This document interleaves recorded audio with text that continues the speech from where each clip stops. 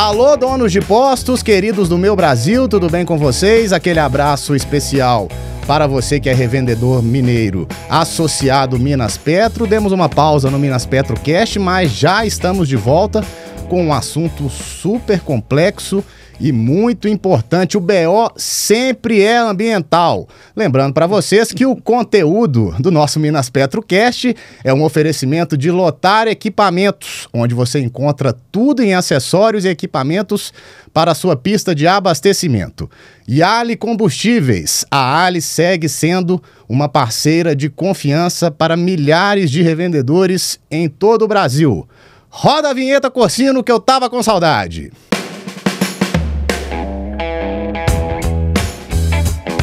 Bom, gente, como eu disse, o BO é ambiental. Temos um bicho aqui chamado gestão de áreas contaminadas. Meus 3 convidados aqui e eu participamos de um curso promovido pela Prefeitura de Belo Horizonte, que trouxe alguns especialistas de fora, São Paulo, referências, palestrantes e consultores ambientais, e ficamos muito preocupados com a visão que o órgão ambiental tem do posto e alguns processos e interpretações da legislação. Vamos debatê-las aqui. Começando pelo pessoal de casa, já é sócio aqui, o nosso querido jurídico ambiental, Bernardo Souto. E aí, Bernardo, tudo bom? Tudo jóia. É um BOzão ambiental mesmo? Sempre foi um problema a questão de área contaminada, né? E você falou sobre alguns consultores, né? Chamou muita atenção uma frase que foi dita lá por um dos patrocinadores. O evento foi encampado pela prefeitura, mas teve um patrocínio de uma empresa privada, que é referência em determinados estudos ambientais. E um dos CEOs dessa empresa falou lá, olha, a gente voltou do Rio Grande do Sul, e lá no Rio Grande do Sul, a visão da turma lá e nossa existe 3 tipos de posto. O posto que vaza, o posto que já vazou e o posto que vai vazar. E isso não é bem assim uma verdade, né? A gente tem que destacar o esforço que a categoria, né, que eu não conheço nenhuma outra atividade que teve de mudança tecnológica nos últimos 20 anos. Né? Quando o licenciamento ambiental começou, o posto realmente vazava. E hoje o posto tem uma tecnologia robusta em volta dele.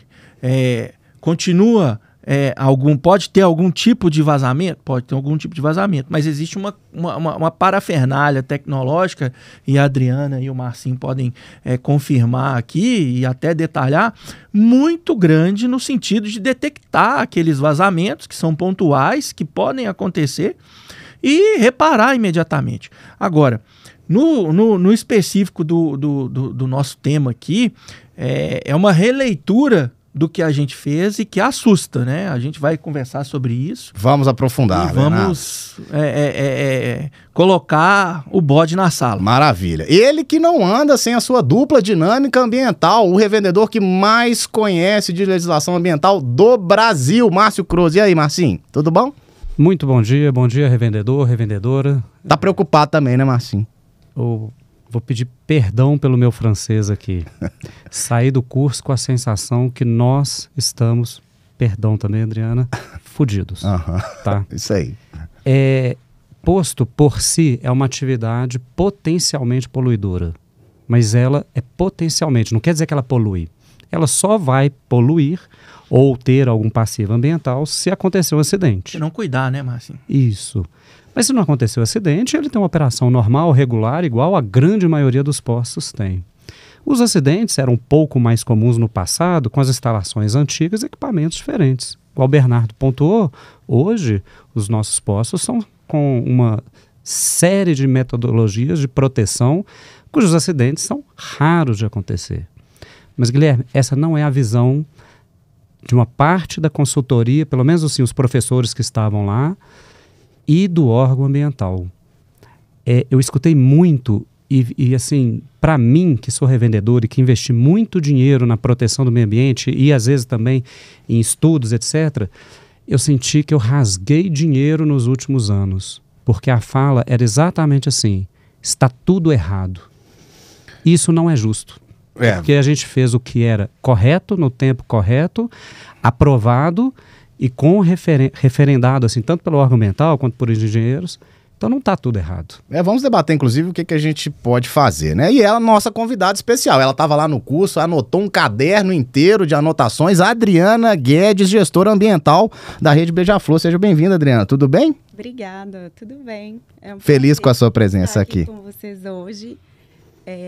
Foi um curso muito intenso de conteúdo, muitas atualizações assim, dos procedimentos que a gente já faz na gestão de áreas contaminadas, e a gente vai ter que mudar muita coisa. E a partir de procedimentos que a gente já fez há muito tempo e que foram confirmados pelo órgão ambiental.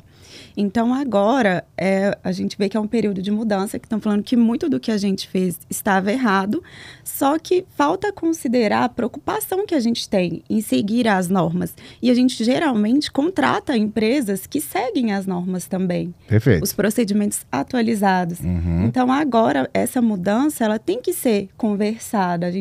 Eu entendi muito que o órgão também está aprendendo. A gente teve os especialistas de São Paulo, pessoas dos órgãos tiveram dúvidas, então se eles que vão cobrar a gente têm dúvidas, imagina a gente, Legal. Como revendedor, mas também as consultorias. Então tem que ser um processo construído em conjunto essa mudança, porque não vai ser só a prefeitura passar para a gente o que tem que ser feito tudo diferente agora. Tem que aproveitar o que a gente já fez para trás. Foi muito dinheiro investido em gestão de áreas contaminadas, em investigações, em remediação.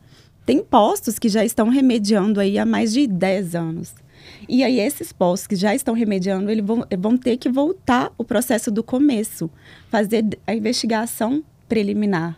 Então, é importante que a gente consiga fazer um aproveitamento de todos os dados que a gente coletou ao longo dos anos. Perfeito. Bernardo, começar com você, eu acho que vamos começar do início aqui. Eu acho que é importante a gente conceituar que bicho é esse.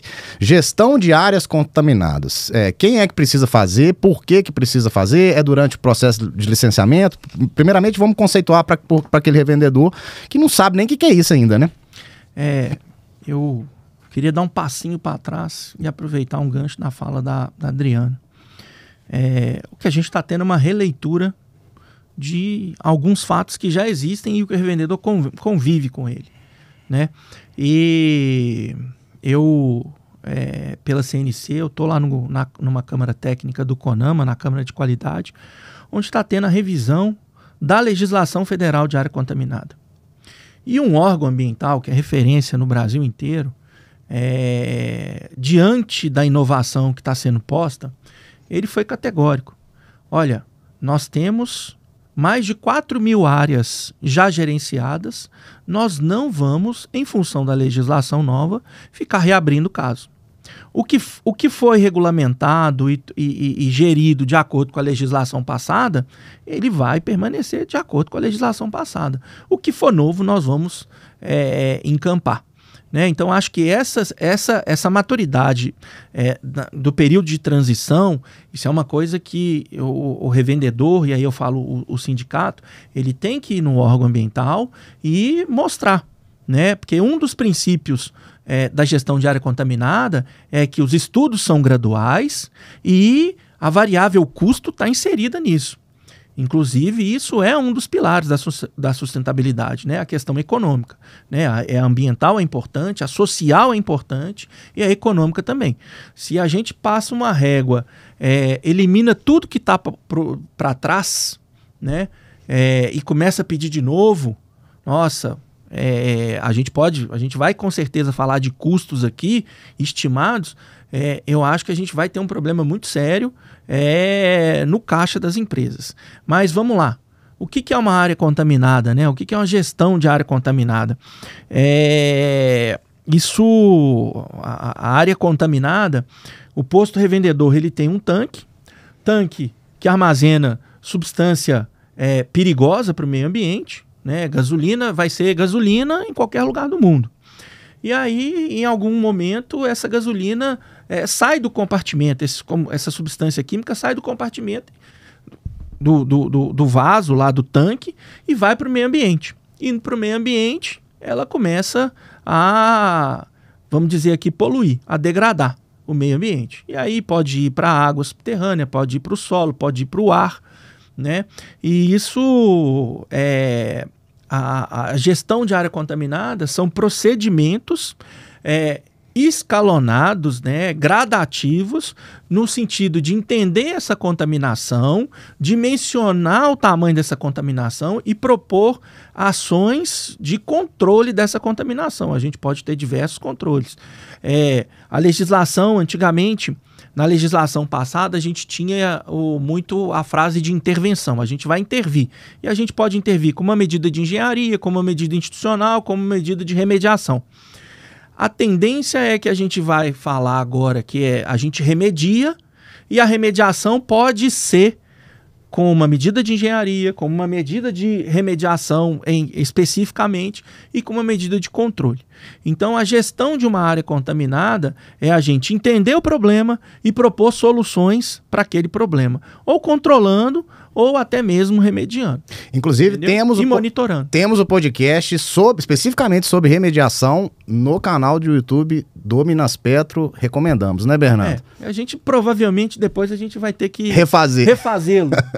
A Adriana acho que já está convidada para participar, porque só fica nós três aqui, essa trinca, agora tá... Quarteto. Um quarteto. Beleza. Márcio, você falou sobre rasgar dinheiro. Eu gosto tanto quando você vem aqui, porque você é revendedor e sente na pele. O que você viu lá que você viu que, isso aqui fiz à toa, era assim e agora não é mais, o órgão vê de outra forma. O que você viu? Guilherme, não é um ponto só, tá? Tá. A Estamos aqui para aprofundar mesmo. Vão tentar aproveitar. Mas os professores vieram narrando ali. O curso, né? Vamos falar um pouquinho só do curso. O curso ele foi patrocinado por uma empresa particular, que é de consultoria, laboratórios, etc. Mas ele foi feito em parceria com a Prefeitura de Belo Horizonte. Então, os técnicos da Prefeitura de Belo Horizonte estavam lá representados. Foi feito também com a presença de alguns técnicos e do gestor de áreas contaminadas aqui do estado. Então, eles estavam lá participando, não palestrando, né, mas aprendendo também. Então, e colaborando, né, Márcio? Colaborando. Então, de certa forma, o curso foi bom, né? Nós não estamos aqui para criticar o que eles nos passaram. Só que eles nos assustaram, tá? Vamos dar um exemplo, assim, não de menor custo, mas que nos assustou. Antigamente, você ia fazer uma sondagem de solo, você contratava o quê? Uma empresa de sondagem. Igual qualquer setor da engenharia contrata uma empresa de sondagem. E a empresa de sondagem vai te dar o perfil do solo, qual que é o nível do lençol, e ali naquele furo que você fez, você instalava o tal posto de monitoramento. Agora, especificamente, não é nem para licenciamento ambiental não, mas para investigação de área contaminada, você não pode contratar qualquer empresa de sondagem. Você vai ter que contratar ou uma empresa que tem a capacidade técnica que eles explicaram lá, que é colocar um tal do liner, ou uma empresa de consultoria ambiental que tem esse equipamento. E é um preciosismo que deve se justificar por algum motivo, né? Assim, se justificaria para você conhecer a estratificação do solo, mas é um preciosismo que você limita o nosso mercado de contratação a tal ponto que fica 3, 4 vezes mais caro que um furo de sondagem convencional que é usado para fazer edificação de 50 andares, viaduto, túnel, que é usado para todas as atividades, mas não vai poder mais ser usado para nós. Então me assustou essa metodologia nova, por exemplo, na sondagem de solo, aonde você vai ter um custo muito maior. E aí, isso a gente escutou. A sondagem que foi feita anterior era errada. Mas não era errada, no meu ponto de vista. Não era só o que estava disponível, é o que era certo naquele, né, enquanto ela estava sendo feita.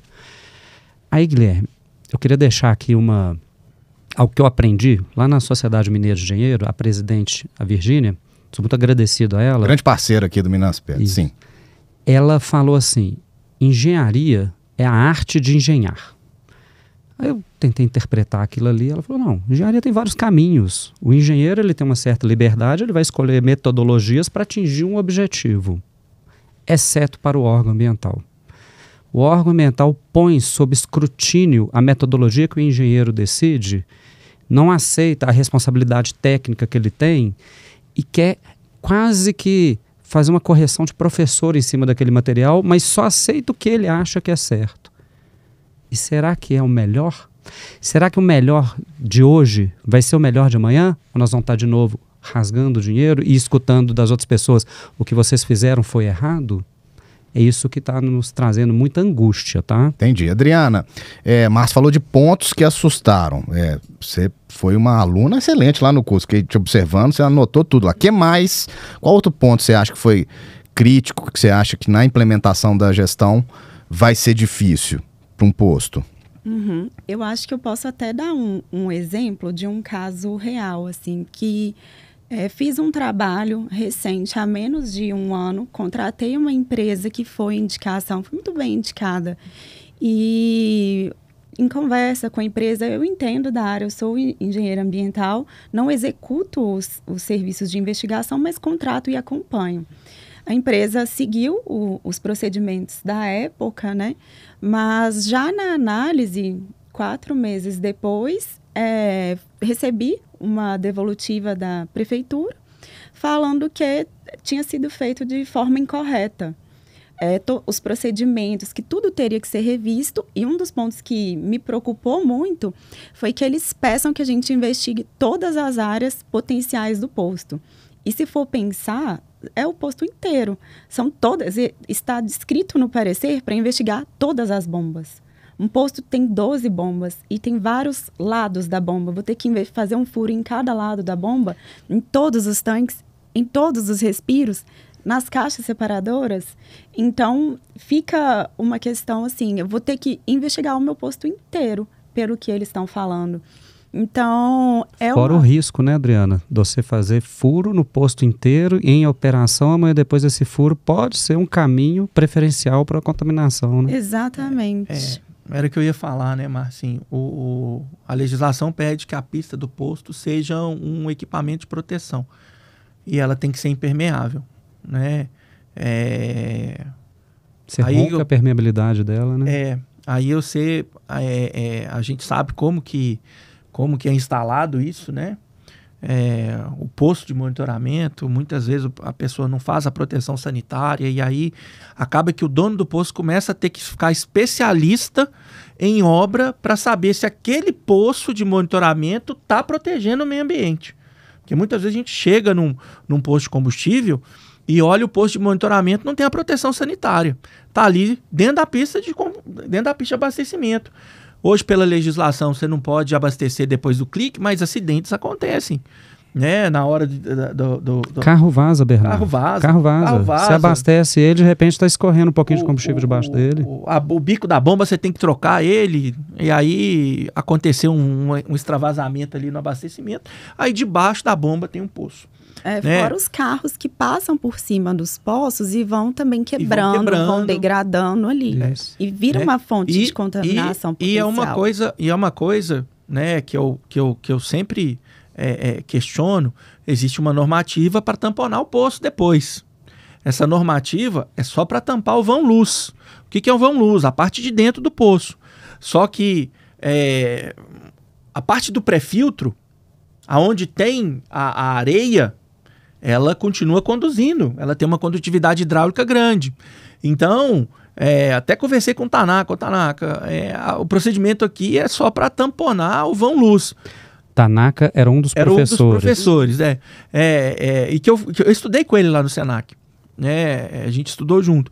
Eu falei com ele, olha, o procedimento é esse. Tá errado, não tá? Tá errado. Tinha que fazer um overdrilling. O que é isso? É tirar o poço todo.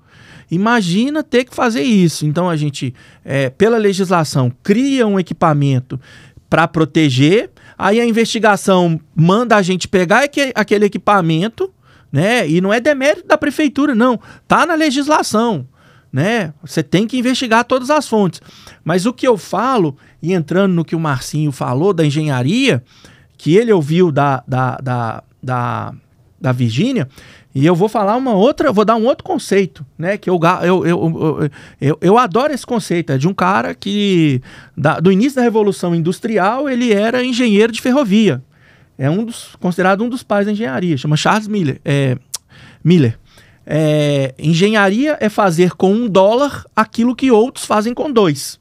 Né? Então, isso é engenhar. É a gente simplificar e controlar. A partir do momento que a gente tem regra e define os procedimentos e não aceita nenhum tipo de interferência, de inconsistência. Como é que eu vou dizer inconsistência? Olha, quando eu furar um poço, o preciosismo que a gente tem, né? Eu fiz a sondagem para investigar a minha unidade hidroestratigráfica predominante e achar a fonte secundária de contaminação. Aquele furo que eu fiz isso, investiguei o solo, eu não posso usar ele na sondagem para instalar o poço. Por quê? Porque uma camada pode entrar na outra. Só que aí eu faço um furo do lado em que eu uso um equipamento que vai levar essa interferência de uma camada para outra. Então é a crítica que eu fiz, e tem uma leitura de pessoas que inclusive escreveram a norma da ABNT falando, olha, não existe a proibição de você usar o furo de investigação para instalar um poço, né? Essa transferência de solo de uma unidade para outra, se você tiver o projeto de poço, e instalar o poço de acordo com o projeto, ela não é significativa, né? E aí a gente começa a entrar numas coisas assim, princípio da insignificância e do Heisenberg. Toda vez que você vai medir alguma coisa, você interfere nessa coisa. Então, assim, gente, será que a gente... por que eu tô dando essa explicação? Porque nas propostas que nós estamos vendo e estão ficando na casa de uns 100 mil, próximos de 100 mil reais, vocês dois podem confirmar, 10%, de 8% a 10% é para enterrar o buraco que a gente fez a investigação do furo. O primeiro furo que a gente não pode usar, a gente tem que enterrar ele. E o pessoal cobra aí R$50 por metro. Até brinquei, me dá uma pá que eu vou mexer com isso agora. De 100 mil, 10 mil só para jogar a terra debaixo do solo. Adriana, vai ficar mais caro? Vai ficar mais caro. Já tá ficando. Já tá mais caro, mas eu acho que muito importante vai ser a contratação da empresa que você faz. Tem que ser uma empresa séria. Eu sei que é um assunto que é difícil, muitas vezes difícil para o revendedor entender, porque é muito técnico e é um serviço caro, mas que vai ter que ser feito. Só que tem que se entender quais formas são possíveis de ter o contato com o órgão ambiental para poder ver uma saída que tenha um bom custo-benefício. Porque também uma empresa que não faça de acordo com os procedimentos, os estudos vão voltar. Você vai ter que repetir um estudo que você já fez. E isso não faz sentido. É um gasto a mais. Então, acho que vai ser importante para o revendedor contratar uma empresa que seja especializada, uma empresa séria. E também é difícil acompanhar, mas ter uma noção se essa empresa está realmente fazendo o que foi combinado, porque também pode acontecer isso. Então, vai ser uma forma de tentar evitar custos excessivos e também considerar o histórico do empreendimento. O histórico do empreendimento para investigação é muito importante. Então, às vezes, um conhecimento da área, se você tem, participe, passe isso para a empresa, né? Talvez vai te evitar de investigar áreas que não são tão potenciais assim. Márcio, eu não sou especialista, mas eu saí de lá com a impressão que a investigação que não acha nada não serve. Eu fiquei com a impressão correta? A investigação só vai servir se ela achar alguma coisa. Guilherme, eu escutei de um revendedor, filiado aqui do Minas Petro, que ele, questionando uma solicitação técnica, até foi aqui do município de Belo Horizonte, o técnico falou, nós vamos investigar até achar pelo em ovo. Não. Isso é triste, porque eu não estava falando ali esse escrutínio de querer não aceitar às vezes o que uma empresa de consultoria está apresentando como resultado. Está perigoso eles só ficarem satisfeitos quando achar alguma coisa, não confiarem nos estudos que não apresentarem nada. Aí volta o que a Adriana falou, contrata empresas que tenham conhecimento técnico, capacidade, referência, porque na ponta ali, na hora que entregar o estudo e o técnico questionar, eles que vão ter que defender o trabalho deles, né, tecnicamente. Bernardo falou a questão de cavar um poço para o solo e depois um outro para poder colocar o monitoramento. Eu tive na consultoria ambiental ontem, ele falou que questionou o professor concordou, porque não está na norma da ABNT que você não possa usar o mesmo, você só tem que tomar um procedimento. E ele falou assim, não, tem procedimento. Eu faço um teste hidráulico no posto de... onde a... É isso, para saber qual que é a permeabilidade do solo em cada nível. E ali eu vou resolvendo, eu vou conhecendo as estratificações. Então tem técnica. Agora nós temos que convencer o órgão ambiental que as técnicas que A ou B decidem, todas são justas se eles estão assumindo uma responsabilidade técnica. Eu acho que a gente tem que buscar, sabe? Eu quando a prefeitura deu o curso, né? Colocou o curso aí para a gente participar, eu comentei, acho importante essa transparência, né, do que eles vão cobrar. Né? Isso é extremamente importante. Agora, a gente tem que ter uma harmonização, um nivelamento de como eles estão dando retorno, porque a gente vê para casos semelhantes, retornos diferentes. Hoje a prefeitura tem muitos técnicos, né? Eu brinco, a prefeitura tem mais técnico do que o IBAMA, né? Lá no setor de poços de áreas contaminadas, a gente não conhece todo mundo. Antigamente a gente conhecia. Tem 15 técnicos, né? E essa harmonização, para a gente tentar diminuir esse risco de bater cabeça e ter que pagar de novo. Primeiro, a harmonização da legislação. O que a prefeitura vai pedir?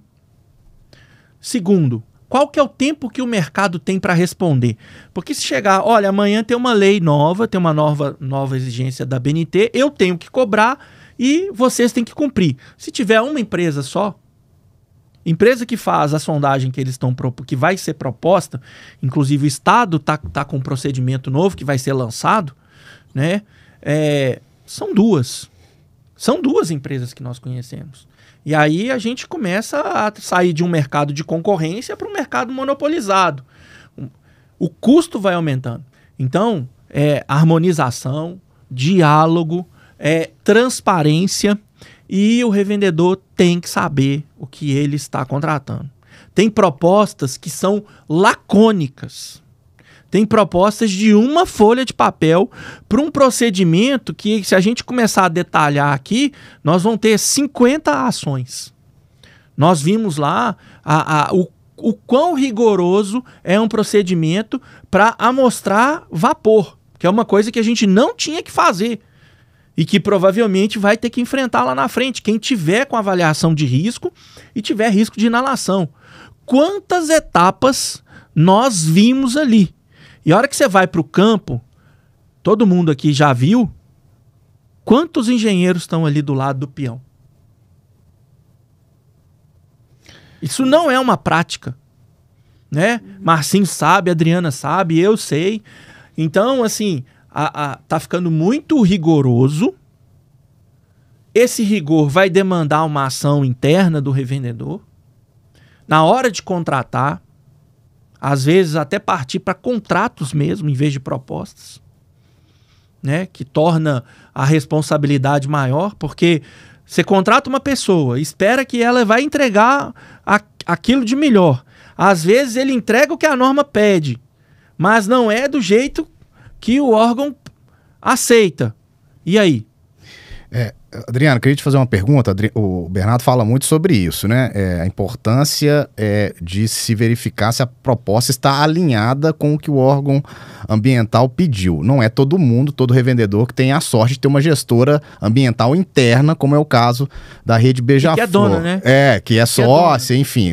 Você acompanha e entende, como engenheiro ambiental técnica que sabe muito bem se a proposta está alinhada ou não. Que dica que você dá para esse revendedor que precisa acompanhar essa coisa de perto e precisa entender se ele não está comprando gato por lebre para mais ou para menos, né? Porque, igual você falou, vai ter que fazer uma refação de trabalho caso não atenda às exigências, né? Eu acho que além do contrato que o Bernardo falou, que é muito importante, também é verificar se essa empresa contratada, se ela está em contato com o órgão ambiental. O contato com o órgão ambiental, acho que também vai fortalecer essa relação, assim, a transparência com o órgão. É muito importante, antes de fazer o serviço, verificar o escopo com o órgão ambiental. você pode... eles se mostraram, conversei com as pessoas da gerência de áreas contaminadas do estado e também da prefeitura de Belo Horizonte. E eles me mostraram muito abertos a conversar. Acho que eles entendem que também estão aprendendo. Eles mostraram isso lá, que estão aprendendo. Então, eles se colocaram abertos à reunião, a conversar. E eu acreditei nisso. Então, acho que vai ser importante você verificar se a sua empresa, se ela apresenta um escopo. Se tiver dúvidas, vão apresentar um escopo para o órgão, para confirmar aquilo com o órgão antes de executar. E eu acho também que, como a força que o sindicato tem, vai ser importante ter o contato com os órgãos. A gente viu que vai ser lançado um termo de referência para Minas Gerais. E a gente até conversou lá, né, Bernardo, de talvez trazer o pessoal da gerência de áreas contaminadas para explicar mais sobre esse termo de referência, para deixar as coisas mais claras para a gente, e eles entenderem que nós, como revendedores, consultorias, que a gente quer fazer um bom trabalho, mas que isso seja conversado. Explicar para quem faz e para quem paga.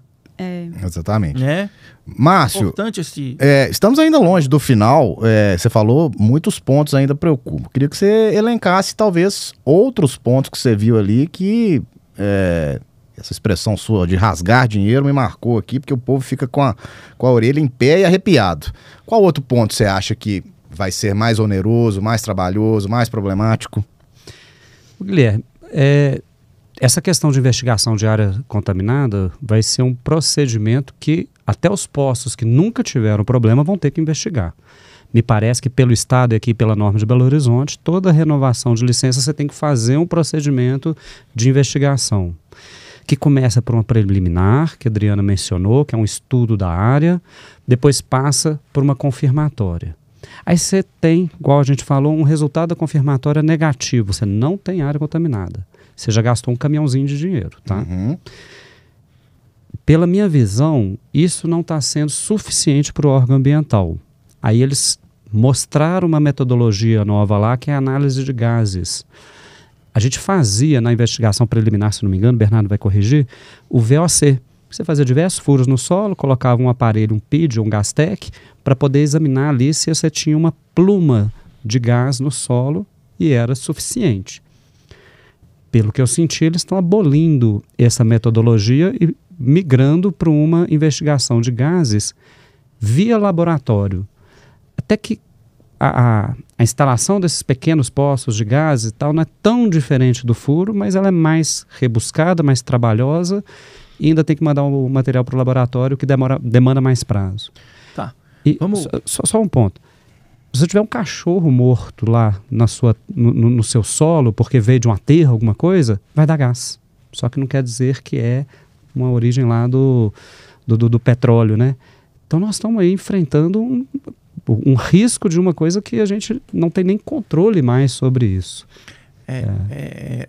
Assim, são coisas muito técnicas, né? E não vamos espantar a turma, mas...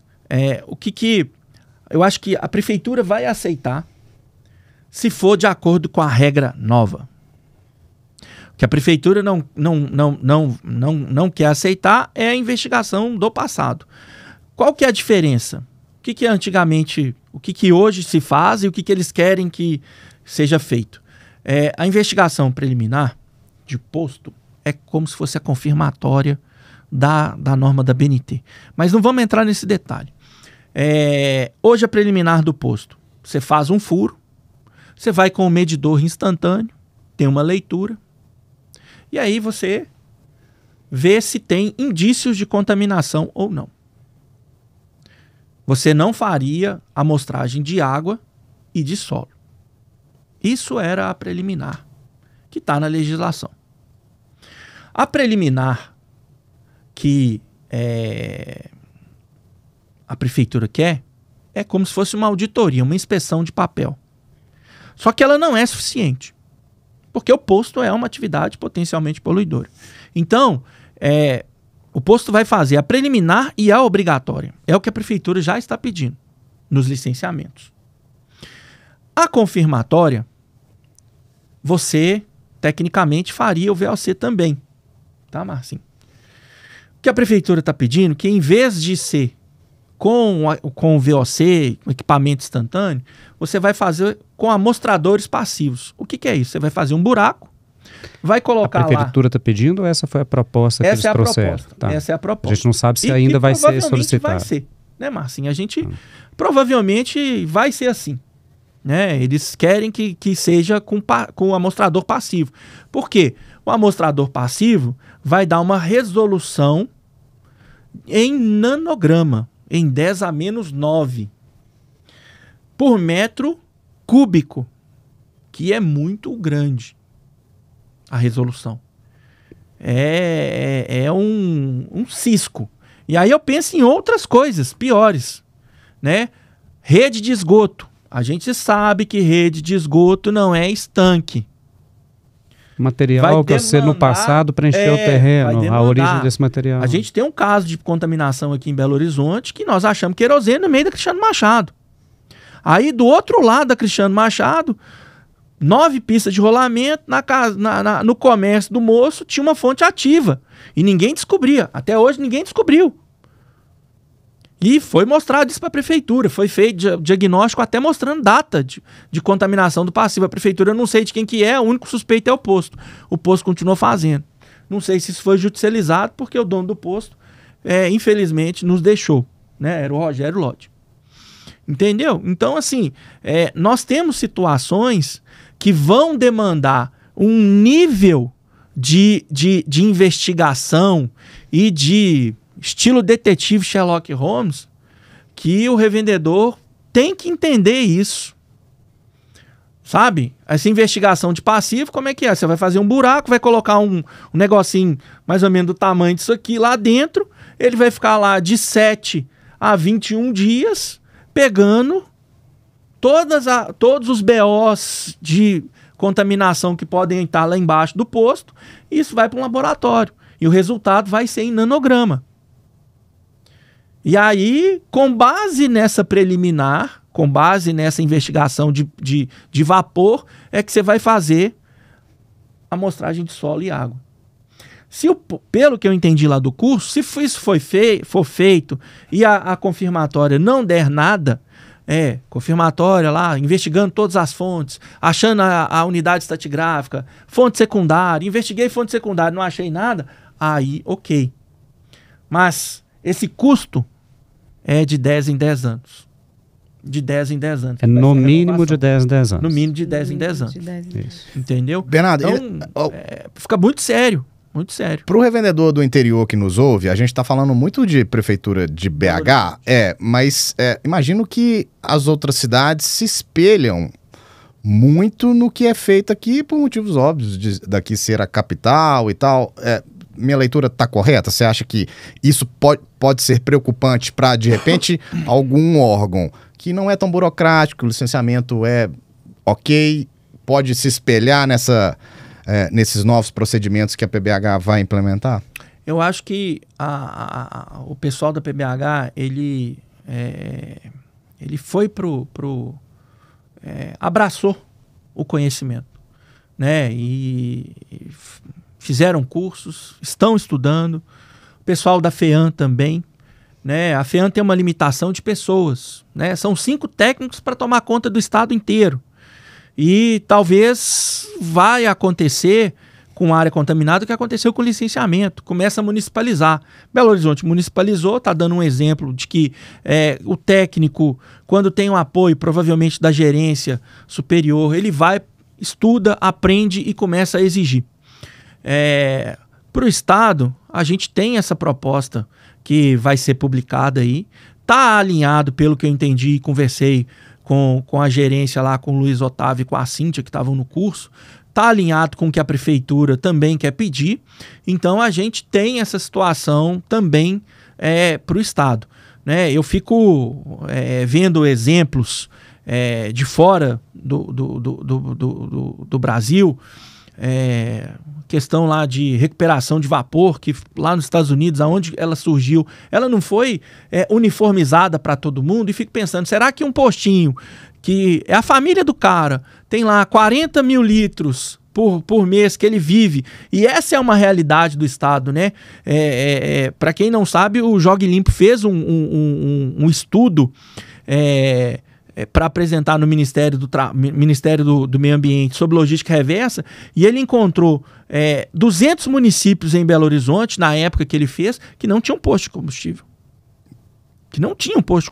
200 municípios. Em Minas. Em Minas.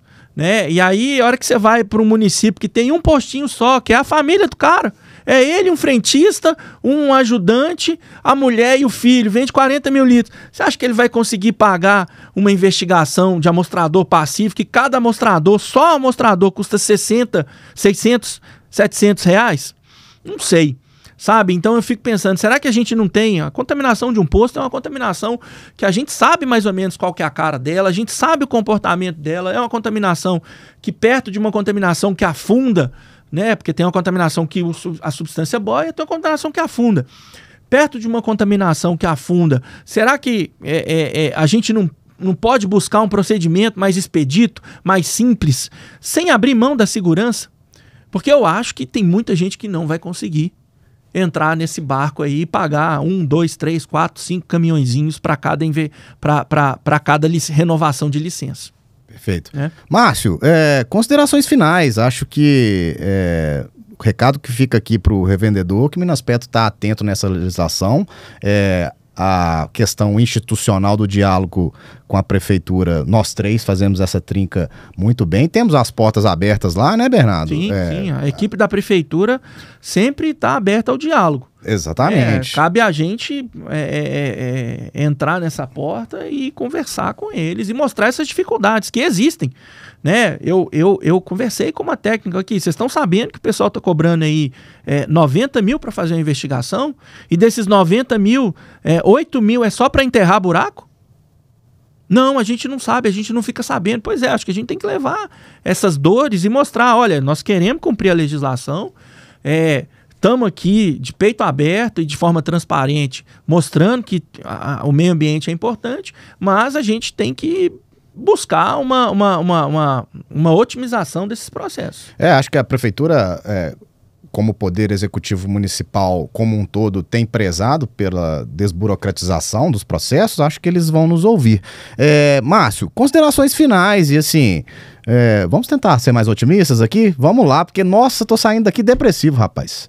Vou tomar um Rivotril. Guilherme, uma mensagem, né, para os nossos revendedores aí, revendedoras. Atenção para os procedimentos que estão vindo, se preparem com um pouco de fluxo de caixa, porque eles são caros, mas também esse alinhamento, essa aproximação com os órgãos ambientais, o Minas Petro vai buscar fazer, talvez para conseguir um trabalho mais expedito, assim, o que aconteceu na desburocratização, tanto da prefeitura quanto do Estado, é que o problema conhecido, você não tem solução mágica, você tem uma solução que é mais ou menos igual para todo mundo. Então você não precisa sair gastando tanto com papel, às vezes vão gastar com atos mais práticos, que vão reverter em melhoria ambiental. Esse é um ponto. Mas o Minas Petro precisa da capilaridade que o revendedor tem para conscientizar o órgão ambiental. E mandar as coisas para cá, né, Marcinho? Que a gente não fica sabendo para análise do Bernardo, nossa análise aqui é muito importante que você mande as coisas para cá. Principalmente esses problemas que são fora da curva, para que a gente também possa levar para o órgão ambiental e falar assim, tem alguma coisa aqui que está anormal, nos ajude a entender. Então esse é um trabalho aí que nós, né, internamente aqui temos, mas que contamos com o apoio de toda a revenda. Eu queria só dar um exemplo. Né? De vez em quando a Adriana, a gente troca ideia, o Marcinho é todo dia, né? Um revendedor, né, de Divinópolis recebeu um estudo ambiental que estava recomendando ele remediar. Peguei, me passou, é um diretor aqui da casa, olhei e falei, olha, tá partindo de uma premissa que eu discordo, e a gente tem que verificar. Ele chamou a empresa de consultoria que fez o estudo. A empresa de consultoria falou, olha, essa interpretação, esse caminho que está sendo apresentado, ele é válido porque a situação não existe mais. O que aconteceu? Num procedimento de investigação, um poço que estava lá parado há 1 ano apresentou película de fase livre. Película. E não tem um procedimento, amostra a fase livre antes ou depois de purgar, avalia, não tem um procedimento para como que você deve fazer uma avaliação de fase livre, né? E aí aquelas situações de o conhecimento dogmático, né? O engenheiro às vezes é muito obtuso no pensamento dele, né? Tem fase livre, eu nunca vou amostrar. Pô, amostra a fase dissolvida que está debaixo da fase livre, que ela vai te dar importantes informações. Vai te falar se é uma contaminação velha, se é uma contaminação nova, né? Vai te mostrar resultados que você pode aproveitar lá na frente. Enfim, era uma situação em que o poço estava parado, houve um acúmulo de fase livre, porque já foi um empreendimento que passou por uma remediação, né? E a gente viu que isso fica retido no solo e isso apareceu dentro do poço, né? Pode estar associado à variação sazonal do aquífero, sem que isso represente uma contaminação nova, né? E aí a empresa estava recomendando remediar. Foi feita uma reavaliação, a empresa chegou e falou assim, olha, realmente não precisa remediar. Mas se o revendedor não para, não olha, não critica, não procura saber, olha, ele só vai gastar dinheiro. Entendi. Entendeu? Adriana Guedes, muito obrigado pela presença, considerações finais. Espero tê-la aqui novamente, mais uma vez, tá bom? Com certeza, vou aceitar convites futuros. Eu acho que vai ser muito importante para o revendedor se envolver no processo. Eu sei que a área ambiental, às vezes, é vista como uma área que só traz custo. Ela não é aquela área que traz retorno financeiro para o posto, né? A não ser evitar multas, evitar que o seu posto possa ser fechado, né? Mas eu acho que vai ser importante se envolver, entender o que está acontecendo, em qual etapa que está, e fazer a comunicação também com a empresa de consultoria, com o sindicato e com o órgão ambiental. Essa união, eu acho que tem que ser feita para que a gente possa buscar saídas, né, caminhos que mantenham uma sustentabilidade financeira para o posto, porque também não é só cumprir com o que está sendo exigido sem ser conversado, né? Acho que tem que apresentar a realidade do posto, realidade financeira, realidade de estudos que foram feitos para que isso possa ser sustentável. Perfeito. Então, acho que é se envolver. Doutor Bernardo Souto, temos muito trabalho pela frente e o revendedor também. Diga. Minha consideração final. Sim. Né? Porque se deixar a gente fala igual papagaio. Exato. Existem custos e custos, né? Na linha do que o Marcinho, que o Adriano falou e que você também falou. Os custos que eu quero falar são os custos que são evitados. Se o revendedor não entender que ele tem que fazer uma boa manutenção, principalmente na rede de drenagem da caixa separadora, na rede de drenagem da pista, nos SAMPs, né? Preventivo, né? Preventivo, se ele não começar a entender que, olha, se eu não tiver um plano de manutenção e seguir esse plano de manutenção, eu estou correndo risco em cada renovação gastar mais do que eu gastaria. Então, o meio ambiente, você tem custos e você pode evitar muitos custos. Legal. Acho que o revendedor tem que pensar nisso a partir de agora, de forma mais presente, né? Eu acho que isso que o Bernardo falou é muito importante, porque a gente tem, de acordo com nossa licença, né, os prazos para a gente fazer teste de estanqueidade, análise de caixa separadora.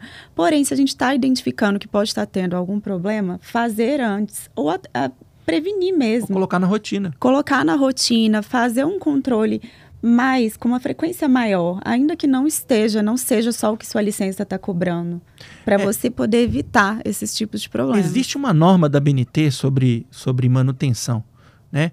Antigamente ela era fácil, tinha uma tabela, você seguia a tabela. Hoje a norma tá assim, eles começam a desmembrar, né? Daqui a pouco o pessoal da BNT começa até a me criticar, eles começam a desmembrar as normas, porque aí vai detalhando, vai aprimorando as coisas e eles vão recebendo mais dinheiro também, né? Não devia ter falado isso, mas falei.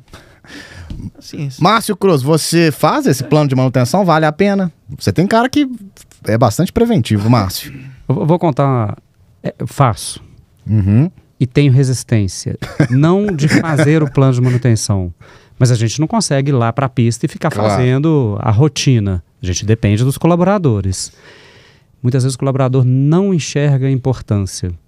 Então, não é fácil fazer o plano de manutenção, depende muito da gestão nossa e essa conscientização com o colaborador. Você tem que repetir 1000 vezes a mesma coisa se você quer conseguir uma execução. Mas a gente faz. Eu acho que nesse caso que você falou, né, é difícil você conscientizar os colaboradores mesmo. Mas uma mudança que eu fiz foi de contratar empresas para alguns tipos de limpeza de casa separadora com uma frequência maior. Assim, e aí até os colaboradores começaram a ficar mais conscientes. Eles viram que antes uma empresa que ia fazer limpeza a cada 6 meses, agora está indo a cada mês, ou a cada 15 dias, se for preciso, que eles também estão fazendo uma manutenção melhor semanal. Então, periodicidade ajuda a reforçar. Muito bom. A dica está dada, passando a régua em mais um Minas Petrocast, que é um oferecimento de Lotar Equipamentos, onde você encontra tudo em acessórios e equipamentos para a sua pista de abastecimento. Consulte lotarequipamentos.com.br e Ali Combustíveis. A Ali continua sendo uma parceira de confiança para milhares de revendedores de todo o Brasil. Um grande abraço para você e até a próxima. Tchau, tchau.